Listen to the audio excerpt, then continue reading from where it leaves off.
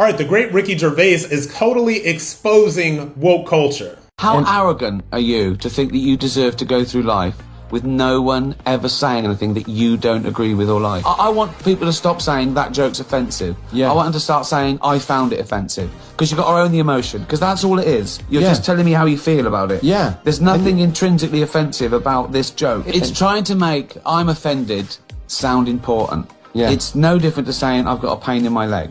But I believe you. But there's nothing to do with me. But you shouldn't hurt people's feelings. Well, you can if their feelings are wrong. You know, if you don't like the facts, don't change the facts, change the feelings. You don't have to pave the jungle. You can just grow a pair and have a laugh about it. Yo, this really encapsulates kind of like the hypocrisy of woke culture when it comes to just being offended by everything, and actually using that to gain power, which is what has been happening in this country over the past 15 to 20 years.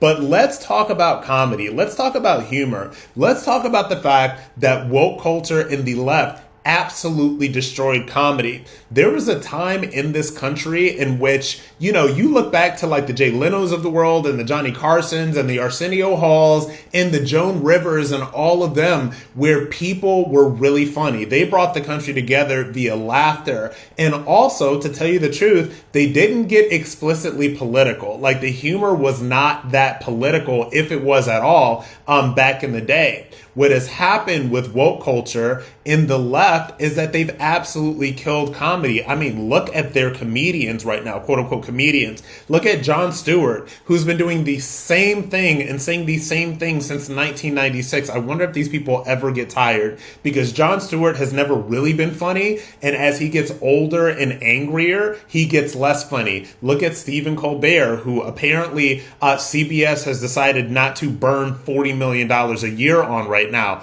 Was Stephen Colbert funny at some point? I'm sure that he was, but when it just got into this one-sided, angry political humor that wasn't even very funny, you're losing half your audience. And I think the other half, even the libs, were kind of just chuckling because they agreed with his politics, not necessarily because anything was humorous, right? So look at the comedy movies. They have all been terrible lately because woke culture killed comedy. Woke culture killed humor. Now, I see some signs of comedy coming back. Like, I'm actually super excited for the Scary Movie sequel that's coming out in a couple of months. And literally the tagline is no safe spaces. So I hope that it is as offensive and raunchy and funny as anything we've seen in the past 20 years, because Americans need to release the pressure valve, all right? We were just like bullied into submission by a tiny percentage of people on the internet that told us that we couldn't laugh at anything anymore.